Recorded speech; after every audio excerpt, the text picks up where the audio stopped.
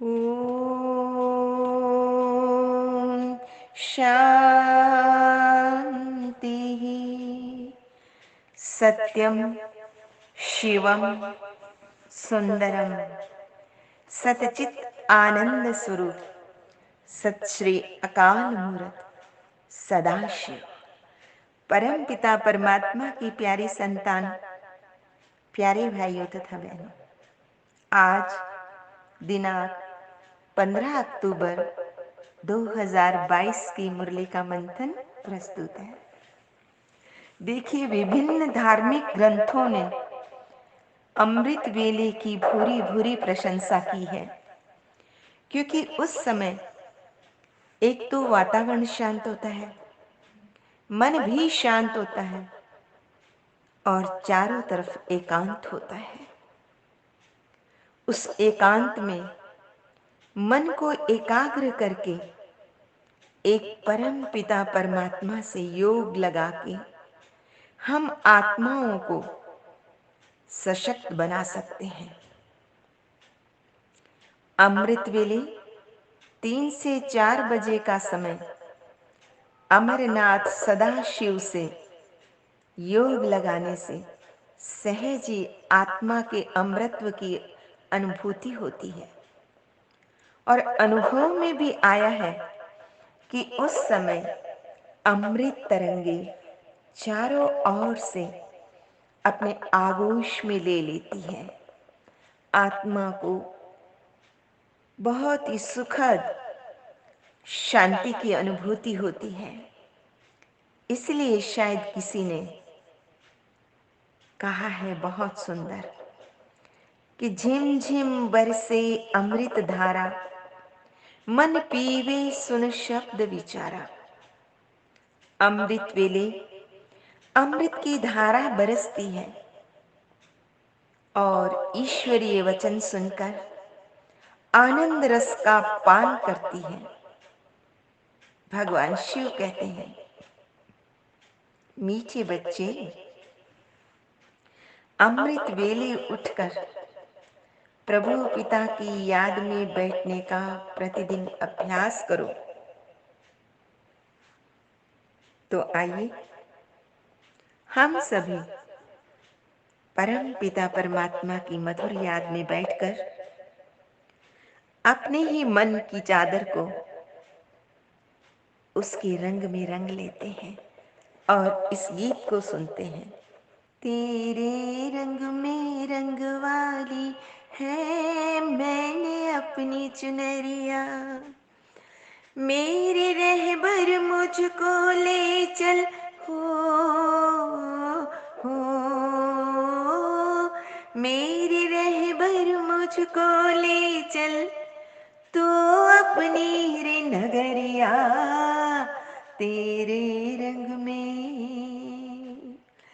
तन मन तेरे नाम में रंग के हो जाऊंगी दीवानी, सांसों की सरगम गाएगे बस तेरी कहानी।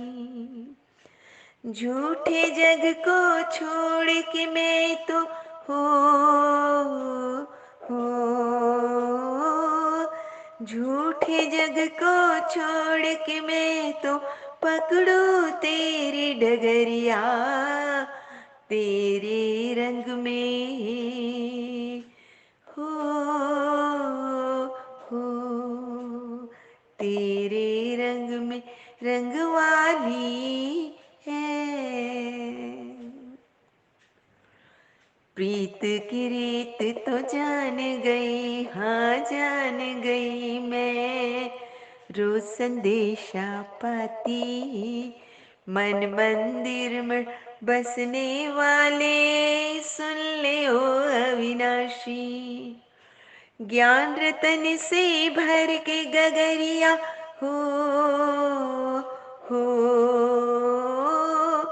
ज्ञान रतन से भर के गगरिया, बाटो सारी नगरिया, तेरे रंग में हो तेरे रंग में रंगवाली है। अब तो एक ही लक्ष्य है, एक ही धुन है। हाथों में एक तारा लेकर गीत प्रेम के गाऊं।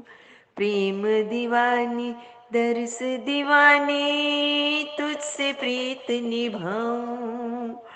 नाचू फिर बन कर जोगनिया हो हो। नाचू फिर बन कर जोगनिया पहन के मैं पैजनिया तेरे रंग में हो हो हो। तेरे रंग में तेरे रंग में रंगवाली है।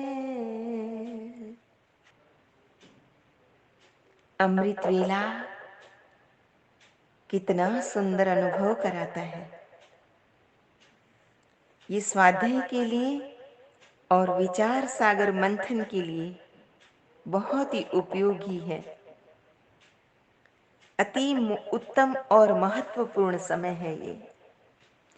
आज दूसरी बात की तरफ परमात्मा ने अटेंशन दिलवाया है, और वो है कि भोजन करते समय सिर्फ प्रारंभ में ही भगवान को भोग नहीं लगाना है, अपितु एक एक कौर प्रभु को अर्पित करके उसे स्वयं प्रसाद के रूप में ग्रहण करना है।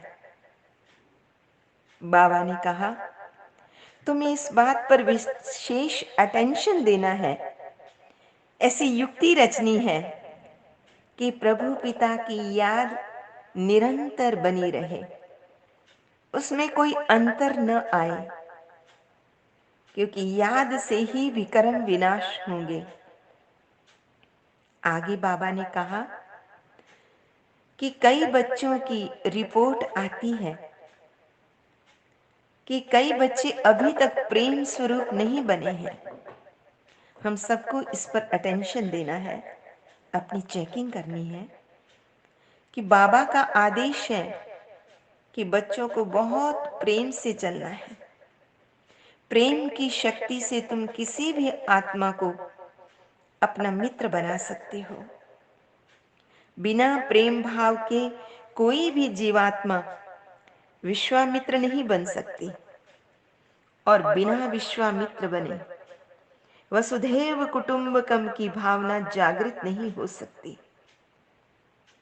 भूतेश्वर शिव बाबा हम बच्चों के अवगुण रूपी भूतों को भगाने के लिए आए हैं। बाबा ने कहा यदि तुम्हारे में ही भूत होंगे तो अन्य के भूतों को भला कैसे भगाओगे, कैसे निकालोगे? इसलिए तुम बच्चों को देवताओं जैसा प्रेम स्वरूप बनना है और सभी भूतों को निकाल देना है। तो प्रैक्टिस करेंगे ना ऐसी। फिर आगे कई बच्चे अपने आप को अक्सर बदनसीब कह देते हैं, लेकिन आज इस पर भी प्रकाश डाला गया है कि बदनसीबी और खुशनसीबी का सारा मदार या आधार जो है वो हमारे कर्मों पे है। तकदीर को बनाना या बिगाड़ना हमारे हाथ में है, क्योंकि मनुष्य जैसे पाप और पुण्य का संस्कार भरता है ना, वैसे ही तो तकदीर बनती है। परम पिता परमात्मा शिव हमें कर्मों की गुह्य गति समझाते हैं, जिसको फॉलो करने से हम खुशनसीब बन जाते हैं। पंजाबी में एक कहावत है, हथकार दे दिल यार दे, अर्थात कार्य व्यवहार करते भी परम पिता परमात्मा को याद करना है और सच्चे सच्चे कर्मयोगी बनना है। कितनी भी परीक्षाएं आ जाएं, प्रभु स्मृति टूटनी नहीं चाहिए। बाबा कहते हैं, दे दान तो छूटे ग्रहण, अर्थात विकारों का दान परम पिता परमात्मा को करके आत्मा पर लगा विकारों का जो ग्रहण है वो छूट सकता है। लेकिन बड़े दुर्भाग्य की बात है कि कई बच्चे विकारों का दान देकर फिर वापस ले लेते हैं, जबकि नियम है कि दान एक बार अगर किया तो वापस नहीं लेना होता। तो हमें अपनी चेकिंग करनी है। आज का वरदान है, मालिकपन की स्मृति द्वारा परवश स्थिति को समाप्त करने वाले सदा समर्थ भव। जो सदा मालिकपन की स्मृति में स्थित रहते हैं, उनके संकल्प ऑर्डर प्रमाण चलते हैं। जो मन है, आत्मा उसकी मालिक है ना, तो मन मालिक को परवश नहीं बना सकता। और ब्राह्मण आत्मा कभी अपने कमजोर स्वभाव संस्कार के वश नहीं हो सकती। जब स्वभाव शब्द सामने आए तो स्वभाव अर्थात स्व प्रति व सर्व के प्रति आत्मिक भाव, इस श्रेष्ठ अर्थ में बाबा कहते हैं टिक जाओ। और जब संस्कार शब्द आए तो अपने अनादि और आदि संस्कारों को स्मृति में लाओ कि आदि में मेरा स्वरूप सत्य स्वरूप था और अनादि में भी मेरा स्वरूप ऐसा ही था। मैं प्रेम स्वरूप, शांत स्वरूप, आनंद स्वरूप आत्मा थी, पवित्रता स्वरूप आत्मा थी। इनको स्मृति में लाओ तो क्या हो जाएगा? समर्थ बन जाएंगे, परवश स्थिति समाप्त हो जाएगी। तो बाबा ने कितनी अच्छी युक्ति हम बच्चों को बताई है, हमें अभ्यास करना है। स्लोगन है, वरदानों की शक्ति को जमा कर लो तो परिस्थिति रूपी आग भी पानी बन जाएगी। अच्छा, मीठे मीठे सिकिलदेई बच्चों प्रति माता पिता बाप दादा का याद प्यार और गुड मॉर्निंग। रूहानी बाप की रूहानी बच्चों को नमस्ते। हम रूहानी बच्चों की रूहानी माता पिता बाप दादा को याद प्यार, गुड मॉर्निंग और नमस्ते। सदा रहो हंसते, कहीं नहीं फंसते, बन जाओ फरिश्ते, बांध लो अपने बसते, चलो प्रभु के रस्ते। वाहिगुरु जी का खालसा वाहिगुरु जी की फतेह। बोल साचे दरबार की जय। लोका समस्ता सुखिनो भवन्तु, लोका समस्ता सुखिनो भवन्तु, लोका समस्ता सुखिनो भवन्तु। ओम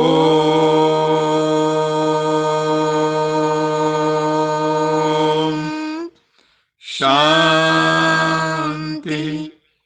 शांति शांति।